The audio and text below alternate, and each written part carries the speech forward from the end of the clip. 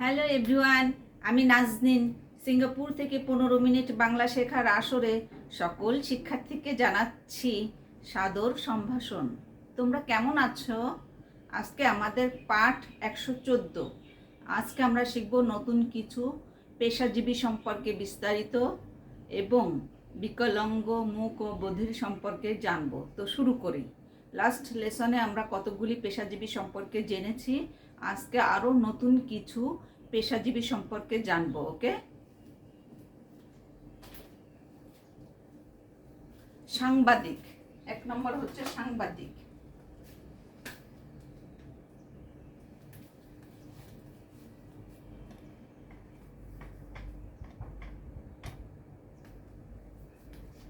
সাংবাদিকের কাজ কি?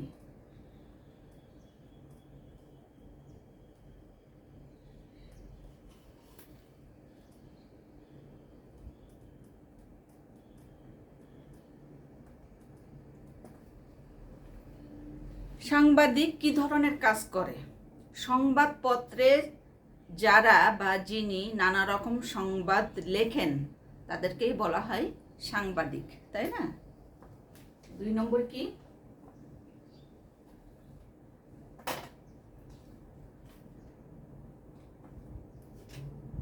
পাদ্রী।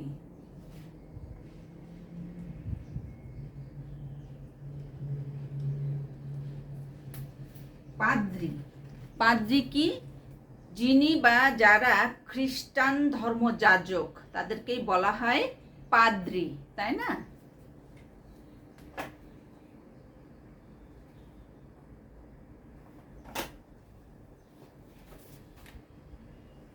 তিন নম্বর ইমাম।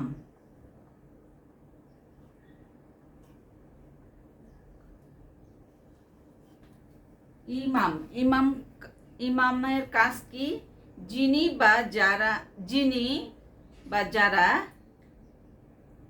নামাজের নেতৃত্ব করেন, হ্যাঁ, তাদেরকে বলা হয় ইমাম। মসজিদে ইমামরা নামাজ পড়ান। ওকে,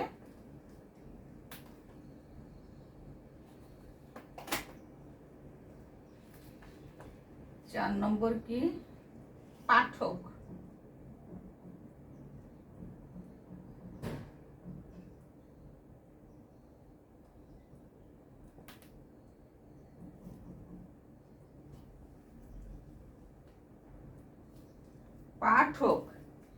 পাঠকের কাজ কি? যিনি বা যারা পড়েন তাদেরকে বলা হয় পাঠক।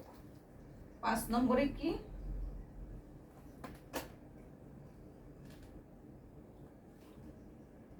তদন্তকারী।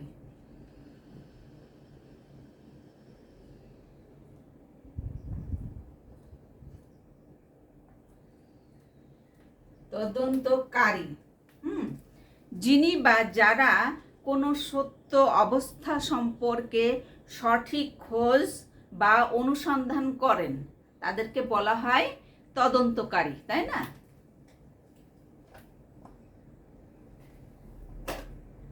6 নম্বরে কি? দমকল কর্মী।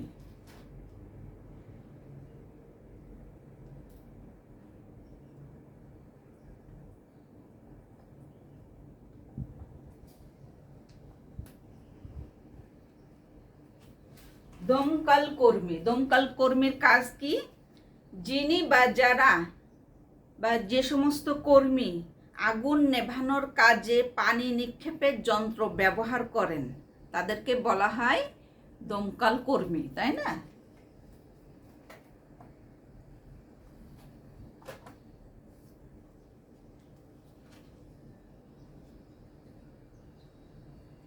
7 নম্বরে কি? সৈন্য।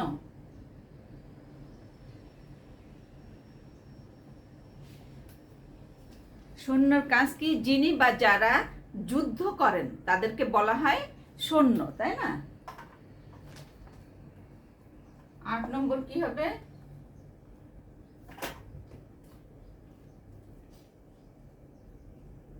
ফেরিওয়ালা।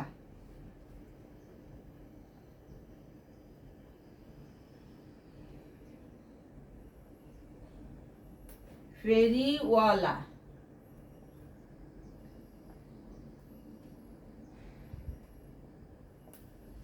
ফেরিওয়ালা যিনি বা যারা রাস্তায় রাস্তায় ঘুরে জিনিস বিক্রি করেন তাদেরকেই বলা হয় ফেরিওয়ালা, তাই না? 9 নম্বরে কি হবে?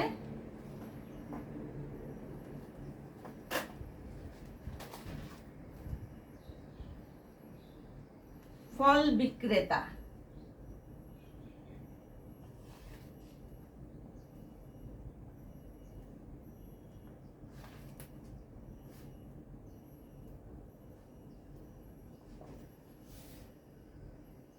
ফল বিক্রেতা, ফল বিক্রেতার কাজ কি? যিনি বা যারা ফল বিক্রি করেন তাদেরকেই বলা হয় ফল বিক্রেতা, তাই না? 10 নম্বরে কি হবে?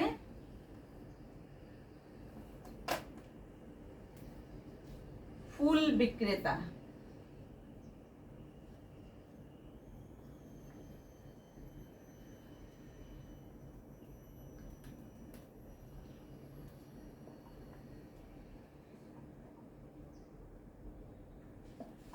ফুল বিক্রেতা, ফুল বিক্রেতার কাজ কি?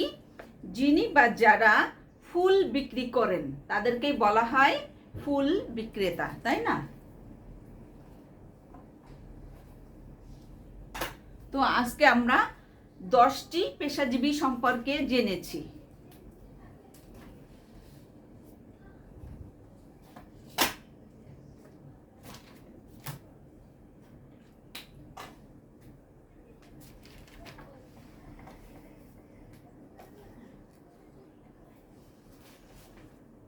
এখন আমরা জানব বিকলাঙ্গতা, মুখ এবং বধির সম্পর্কে। সকল ধরনের বিকলাঙ্গতা কিংবা অক্ষমতার মধ্যে বধিরতা খুব সম্ভবত সবচেয়ে কম লক্ষণযোগ্য। অন্যান্য বিকলাঙ্গতার মতো এটি সহজে বোঝা যায় না। কোনো কোনো মানুষ থাকে যারা জন্ম থেকেই বধির, আবার কেউ কেউ আছেন যারা জন্মের পরে এর শিকার হন বা হয়েছে। যেহেতু বধিরতাও বিভিন্ন ধরনের হয়, সেহেতু কানে শোনার যন্ত্র কখনো মানুষকে কানে শুনতে সাহায্য করে, আবার কখনো করে না। বিখ্যাত সঙ্গীত স্রষ্টা লুডউইগ ভ্যান বিটোভেন তার নিজের মাথার মধ্যে সঙ্গীত সৃষ্টি করতেন। এই জন্য তিনি কোনো দিনই বুঝতে পারেননি যে তিনি ধীরে ধীরে তার শ্রবণ শক্তি হারিয়ে ফেলছেন।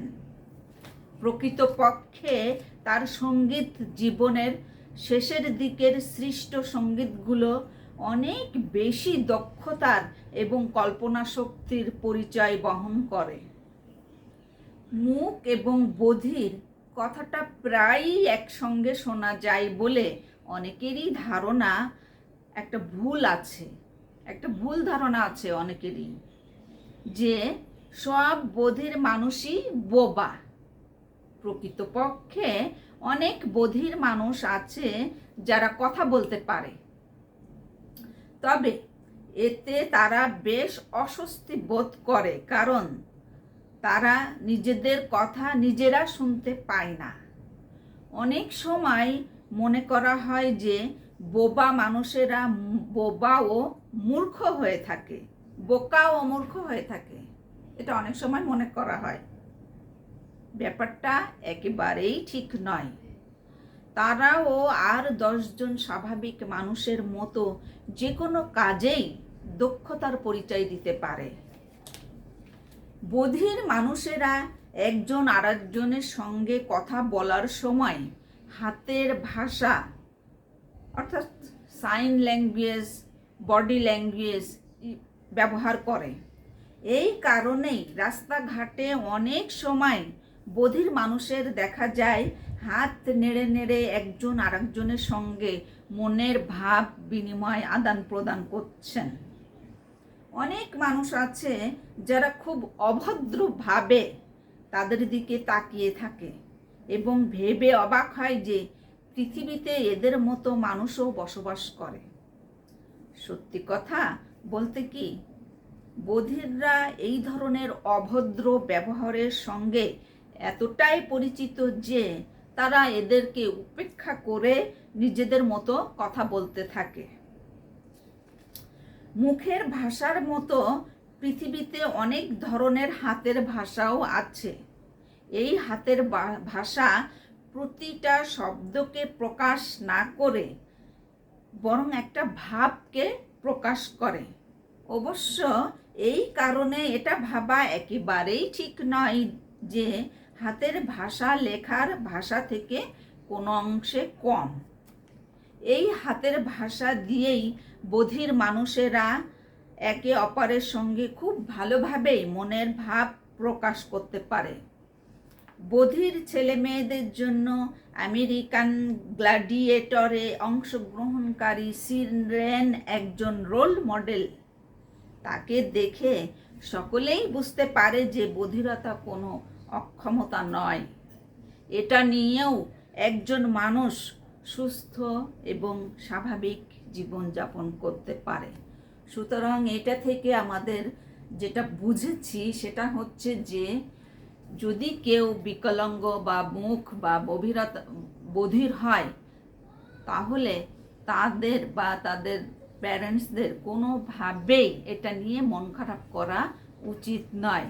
কারণ বধির মানুষরাও আরও 8-10 জন মানুষদের মতোই স্বাভাবিকভাবে জীবনযাপন করতে পারে এবং কোনো অংশেই তাদের জ্ঞান বুদ্ধি এগুলা কিন্তু কম থাকে না।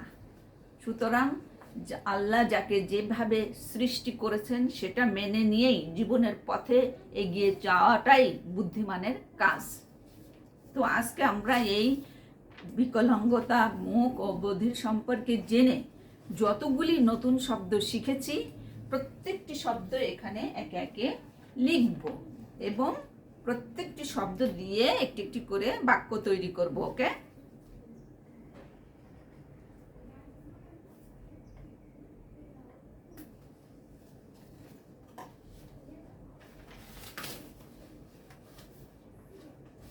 তো 1 নম্বর আমরা কি জেনেছি? বিকলাঙ্গতা।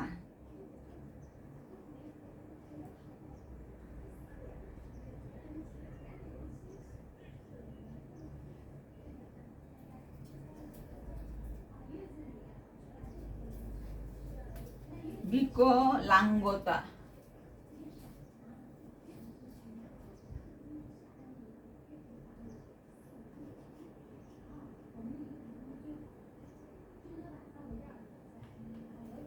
বিকলাঙ্গতা শব্দের অর্থ হচ্ছে অক্ষমতা, হ্যাঁ, আর এটার ইংলিশ হচ্ছে ডিসএবিলিটি। এখন এই বিকলাঙ্গতা শব্দটি দিয়ে যদি আমরা একটি বাক্য তৈরি করি, তো এভাবে বলা যায় যে সকল ধরনের বিকলাঙ্গতা কিংবা অক্ষমতার মধ্যে বধিরতা খুব সম্ভবত সবচেয়ে কম লক্ষণযোগ্য। এটা একটি বাক্য, তাই না?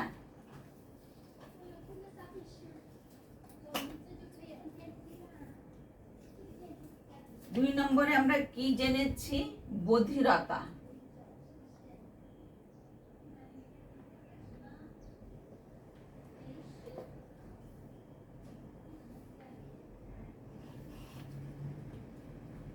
বধিরতা শব্দের ইংলিশ হচ্ছে ডেফনেস।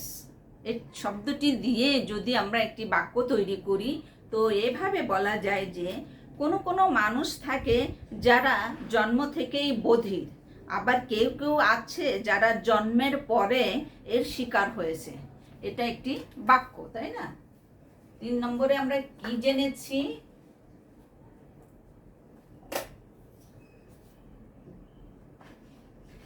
শ্রবণ শক্তি।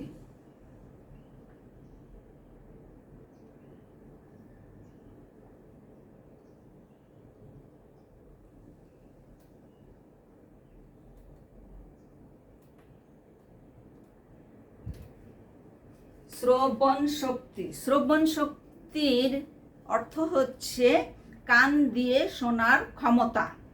আর এটার ইংলিশ হচ্ছে হেয়ারিং। এখন এই শ্রবণ শক্তি শব্দটি দিয়ে যদি আমরা একটি বাক্য তৈরি করি, তো এভাবে বলা যায় যে বিখ্যাত সঙ্গীত স্রষ্টা লুডউইগ ভ্যান বিটোভেন তার নিজের মাথার মধ্যে সঙ্গীত সৃষ্টি করতেন বলে তিনি কোনো দিন বুঝতেই পারেননি যে তিনি ধীরে ধীরে তার শ্রবণ শক্তি হারিয়ে ফেলছেন। এটা একটি বাক্য, তাই না?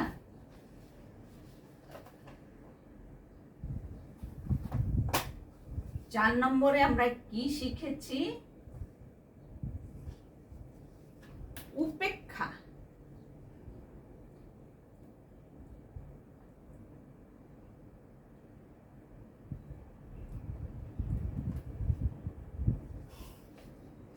উপেক্ষা শব্দটির অর্থ হচ্ছে অবজ্ঞা, বাদ দেওয়া। আর এটার ইংলিশ হচ্ছে ইগনোর। এখন এই উপেক্ষা শব্দটি দিয়ে যদি আমরা একটি বাক্য তৈরি করি, তো এভাবে বলা যায় যে বধিররা রাস্তাঘাটে মানুষের অভদ্র ব্যবহারকে উপেক্ষা করে নিজেদের মতো করে কথা বলে যায়। এটা একটি বাক্য, তাই না? 5 নম্বরে আমরা কি শিখেছি?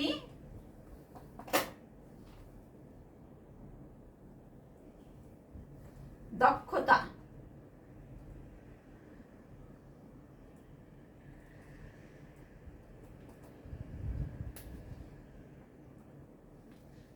দক্ষতা শব্দের অর্থ হচ্ছে নৈপুণ্য, সক্ষমতা। আর এটার ইংলিশ হচ্ছে এফিশিয়েন্সি। এখন এই দক্ষতা শব্দটি দিয়ে যদি আমরা একটি বাক্য তৈরি করি, তো এভাবে বলা যায় যে বধিররাও আর 10 জন মানুষের মতো যে কোনো কাজে দক্ষতার পরিচয় দিতে পারে। এটা একটি বাক্য, তাই না? 6 নম্বরে আমরা কি শিখেছি?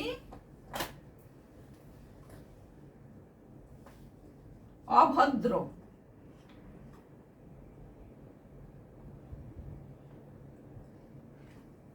অভদ্র শব্দের অর্থ হচ্ছে অসৃষ্ট, রূঢ়, দৃষ্ট।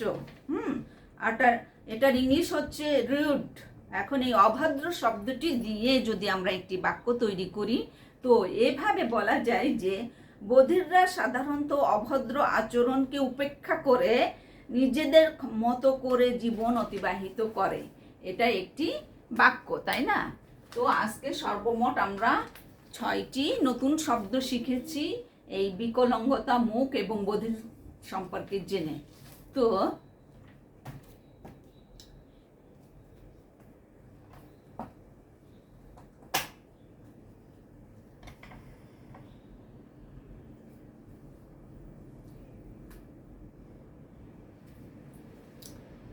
এই ছিল আজকের আমাদের শিক্ষণীয় বিষয়। আমন্ত্রণ রইল আমাদের পরবর্তী ক্লাসের জন্য। সে পর্যন্ত সকলেই খুব ভালো থাকবে, সুস্থ থাকবে আর পরবর্তী ক্লাসের জন্য প্রস্তুতি নিবে। বাই এভরিওয়ান, আল্লাহ হাফেজ।